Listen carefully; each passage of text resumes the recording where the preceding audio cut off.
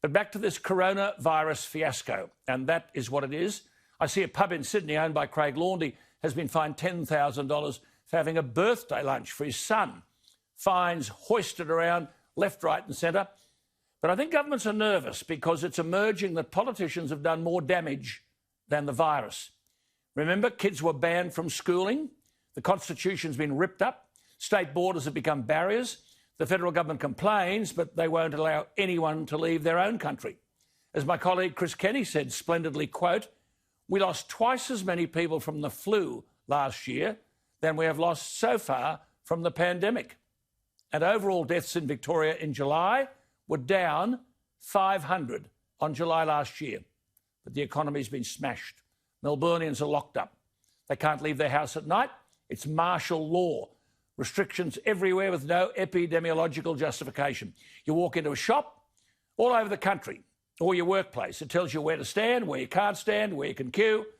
And they've persisted with this alarmist talk for 6 months that we're all at risk. It is blatant dishonesty. Today, across Australia, apart from Victoria, 12 people in hospital, 7 in intensive care. That's across Australia. And yet there's talk that entire cities could be declared hotspots. The Prime Minister says he wants a definition of a hotspot, not the issue, PM. The issue is the absurd response to this virus. Qantas has just tossed out 6,000 people out of work. The answer to every problem seems to be tip in more borrowed money. But don't worry, Daniel Andrews says he'll be leading Labor to the next election. I don't think so. It's clear that governments listen to the advice that suits them.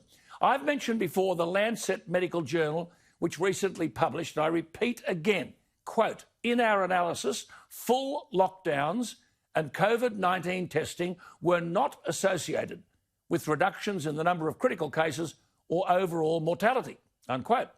I've mentioned before that in the Spanish flu, authorities didn't close down whole societies and economies in 1918. The state didn't enter homes to tell people how to live, who and how many to meet, when, where and what they could shop for and which businesses could operate and under which conditions.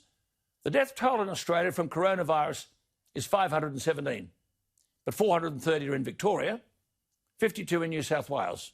Do your maths. Almost 8 months, 35 deaths in the rest of Australia.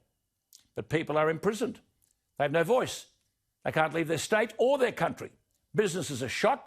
The narrative is one of permanent fear. More than 18,000 Australians living abroad are trying to return home. They can't. And those on the front line of Victoria's hotel quarantine fiasco have told the inquiry into this Andrews farce that the hotel quarantining was shambolic, chaotic and not safe. The issue is, as I've been saying for weeks, quarantining, lockdowns and border closures. The Nobel Prize-winning scientist from Stanford University, Professor Michael Levitt, has argued lockdowns, his words, are a huge mistake.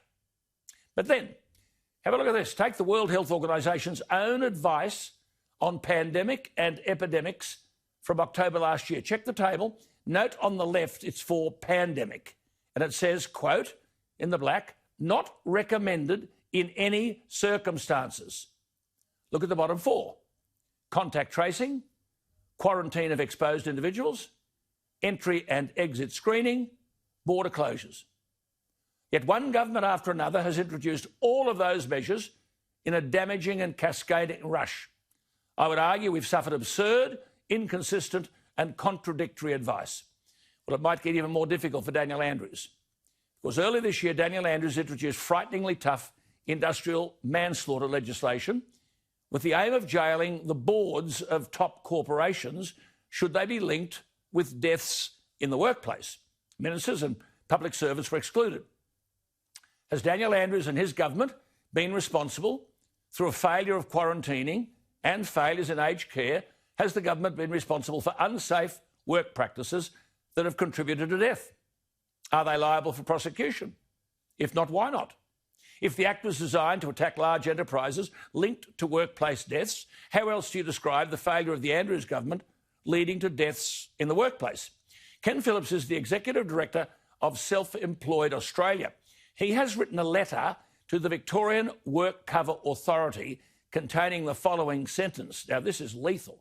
Quote, I consider that the development, planning management and implementation of the Victorian Government COVID-19 Hotel Quarantine Containment Program, the planning phase of which commenced in late January or early February 2020, such time, he says, only specifically ascertainable by investigation, instigated, managed or controlled by the Victorian Government, various Victorian Government organisations and agencies, including their contractors and staff, constitutes several offences contrary to the Occupational Health and Safety Act, in that the health, safety and welfare of employees and other persons were put at risk, contrary to, but not limited to, sections 21, 23, 26 and 32 of the Occupational Health and Safety Act.